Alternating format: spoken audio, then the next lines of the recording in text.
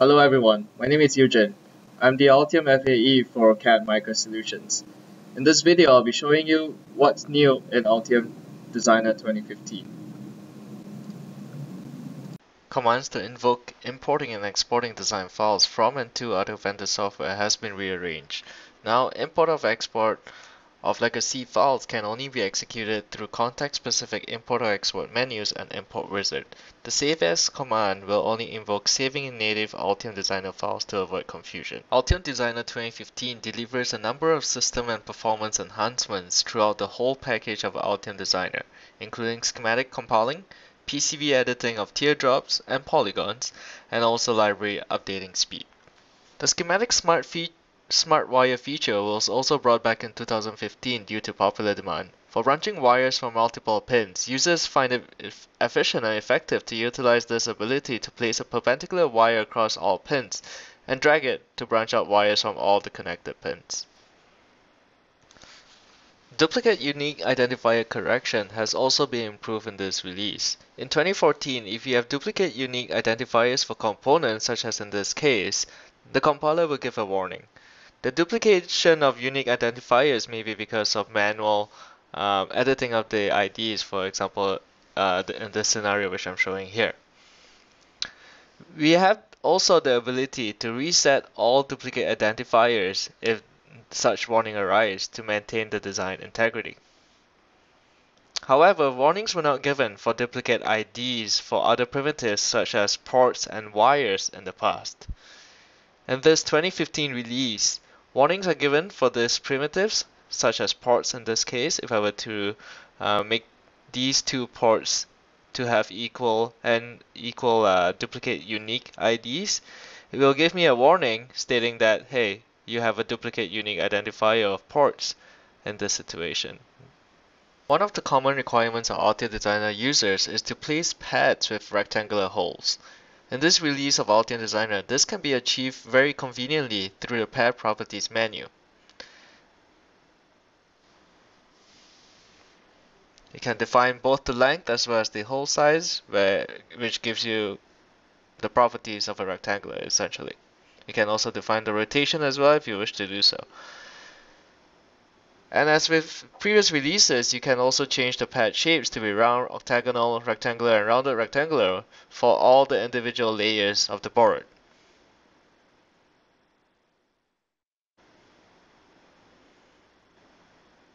So once you place the pads, you would obviously want to place other entities as well, such as drill hole tables or fabrication outputs.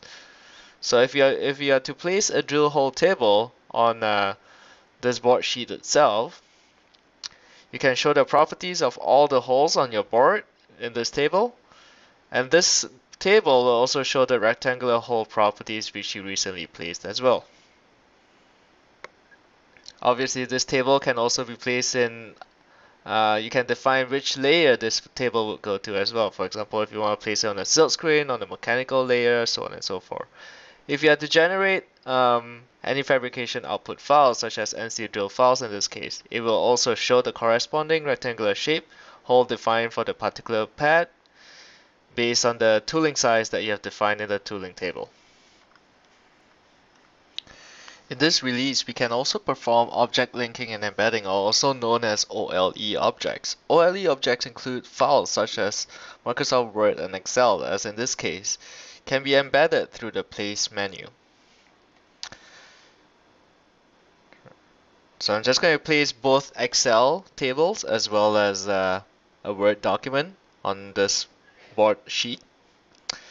Similar as any other primitives in Altium Designer, the placement can be made onto any layer on the board. So I can place the table onto a specific layer and the Word document onto another layer as well.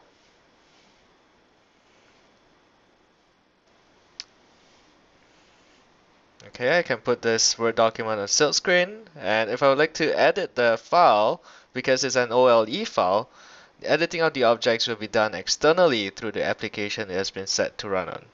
So if I were to do any edits and save it, it would automatically be updated. Polygon editing used to be a rather confusing thing in Altium Designer. In this release, it has been made simpler through simpler vertex moving modes, repouring of polygons, and maintain net connectivity of shelf polygons. I have placed a polygon around this FPGA footprint which is connected to the ground net. I'm just going to label it as top layer ground just for simplicity's sake. I'm going to place an arbitrary shape of a polygon pore around this chip.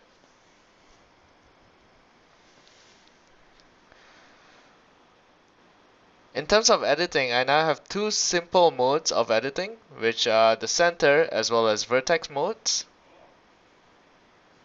So I can move this vertex right here, and I can toggle between the three corner modes including arc and mithrid using the shift and spacebar shortcut.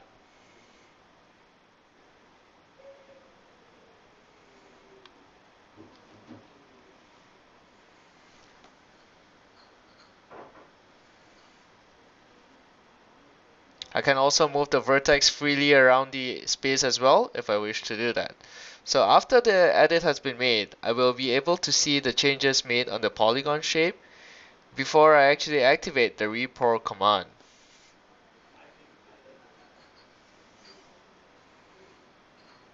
Right, let me just make a few last adjustments, and you'll be able to see that the before and after effect of the polygon pour edit. So once I do that, I can then activate the repour command, and this gives me a control over the repouring action instead of an automatic repour of that polygon itself. In the previous versions of Altium Designer, ResNest will appear between primitives when the polygons connecting them are shelved. For example, in this case, the ground polygons connects certain pads in this example. However, when the polygon has been shelved, there will still be ResNest appearing between the pads, even though there is already a polygon which connects them. In Altium Designer 2015, the connection made by the polygons are maintained internally so that unnecessary ResNest do not appear even when the polygons are shelved. This will definitely reduce a lot of frustration that was previously in our users. In Altium Designer 2015, you will be able to define the solder mask expansion individually for the top and bottom layers. For example, I can unlink them and make them define the individual paste mask expansion for the top and bottom.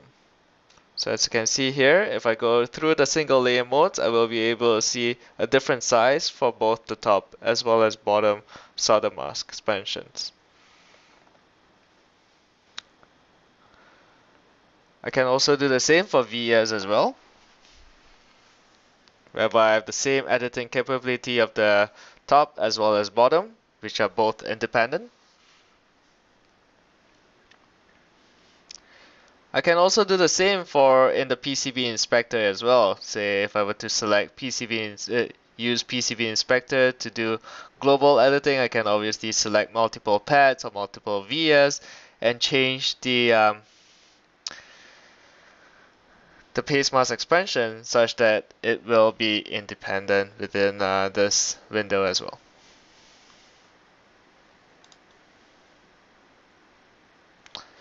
Design rules can also be set to allow for this expansion rule to be individually set as well for both the top and bottom. The 2D and 3D view orientations have also been made to be independent to allow for high-level navigation in 3D space and precise low-level navigation in 2D mode. Traces selected in 2D mode can also be highlighted when toggled into 3D mode. This gives you a very good understanding of where the traces are in 3D mode while you actually do precise motion or precise editing in the 2D mode.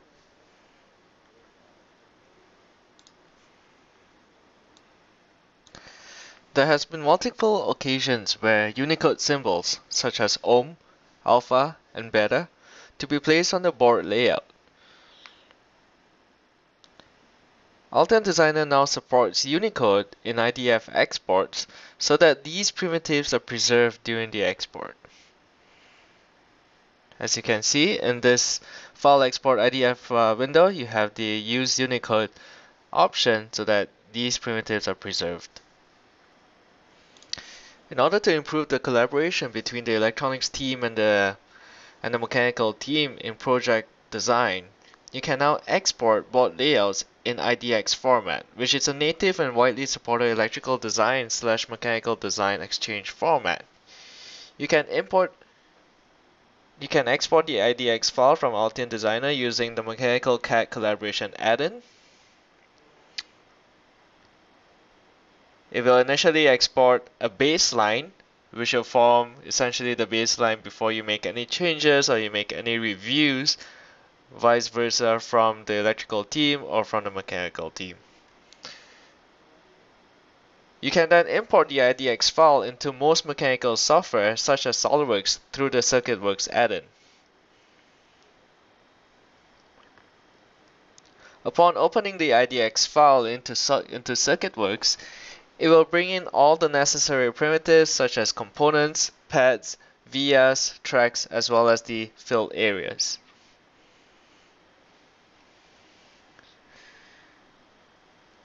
The neat feature about CircuitWorks is that you can also zoom in or jump to components as well, which will definitely make navigation through components easily. You can also look at the bottom as well as the top view of the board also. Not only that, you can also build an assembly of these primitives in SOLIDWORKS so that you can actually ensure that it meets the component clearances between the board and the enclosure in the mechanical software as well. Similar to CircuitWorks, in the native SOLIDWORKS you can also utilize the zooming functionality to navigate quickly to components or to tracks also. Annotation of components can also be made in SOLIDWORKS so that you know what components the parts are, so that you can make necessary changes. Now, the neat feature of IDX file formats is that it allows collaboration between the electronics team and the mechanical team. For example, if the mechanical engineer decides to remove the 3 components due to size purposes, such as J1, S1, S2 for instance.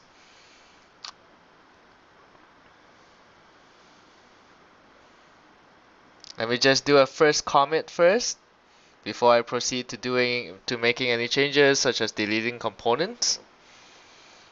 So what I'm about to do right now is I'm going to delete 3 components from this board and make sure that the electronics team will review these changes that I'm about to make. So let me just delete the 3 components first. And in order to make the changes so that I can export these proposed changes to the electronics team, I would export it to CircuitWorks so that it will generate the necessary IDX file formats. Now, as you can see, it knows exactly what components I have deleted from this board. So let me go back to Altium Designer. I will then import the latest mechanical change IDX file. It will then show me the 3 proposed changes that my mechanical engineer has made. I can then review what changes those are. As you see, it also highlights the exact location of the components prior to deletion. And I can either accept or reject that changes to be made. I will then accept all the changes for simplicity's sake. So those components will now be deleted, as you can see. Alright, so the 3 components have been deleted based on the acceptance of the changes to be made. I will now do a vice versa. I will delete some components in my electronics platform, Altium Designer. I will then generate another IDX file, and I will ensure that my mechanical team knows of this change. So I'm going to go back to CircuitWorks and open up the latest IDX file. As you can see, it will then prompt me stating that, hey, the electronics team have already made a new change, and it will show me, give me a preview of the proposed change, and I have once again the option of whether to accept or reject the changes to be made. I can also rebuild my model in SOLIDWORKS so that I will see the proper deletion of the two components in my SOLIDWORKS assembly as well. So this will definitely improve the workflow as well as the collaboration between the electronics team as well as the mechanical team that is very evidently widespread in product design nowadays.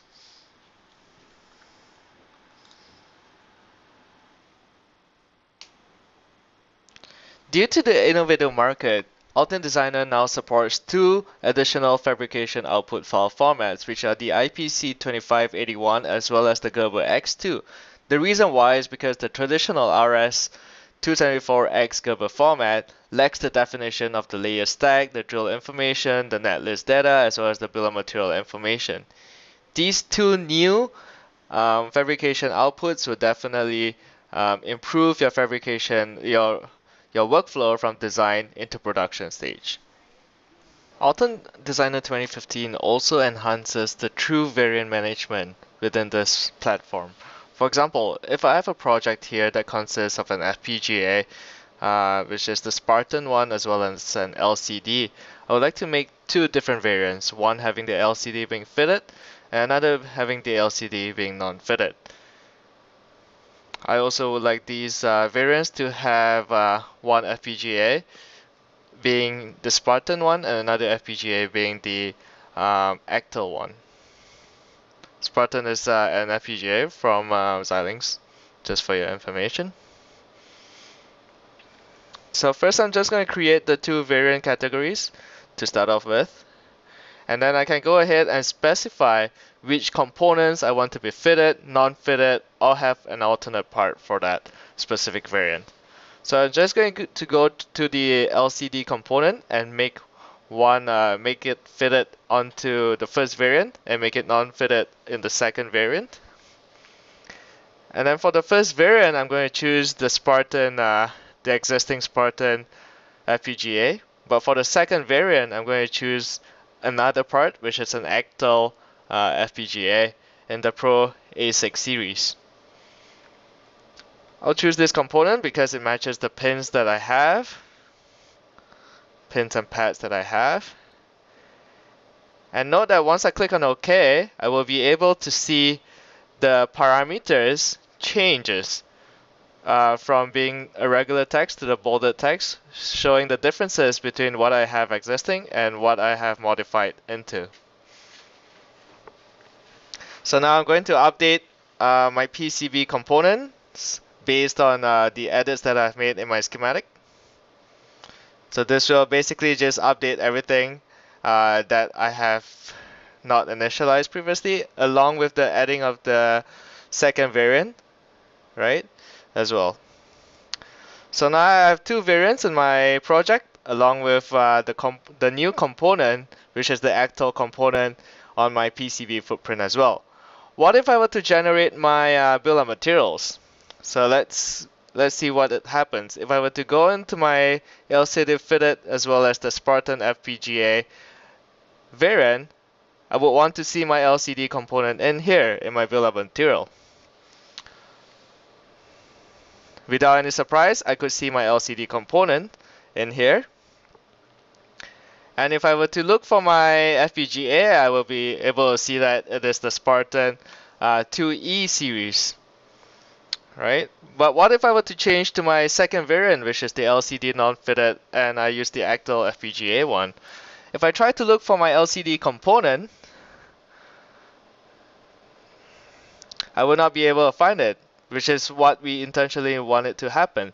And if I were to go and browse for U1, you'll be able to see that it is now pulling a new description, which is the Actel Pro ASIC component that was defined as an alternate part. So this is a very good way to manage your variants especially if you want to generate bill of materials specifically for this variant, right? And you can also make use of the variant options for drawings as well. For example, in the schematic, for a variant, you do not want to see the non-fitted, or you want to put a cross mark, or you want to put maybe a suffix inside, you can do so as well.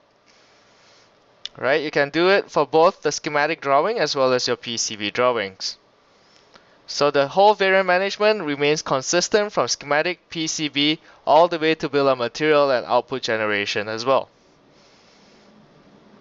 So that is a good thing about having a seamless integration of everything and a unified platform of schematic, PCB, bill of material reports as well as outputs within one single platform of Altium Designer.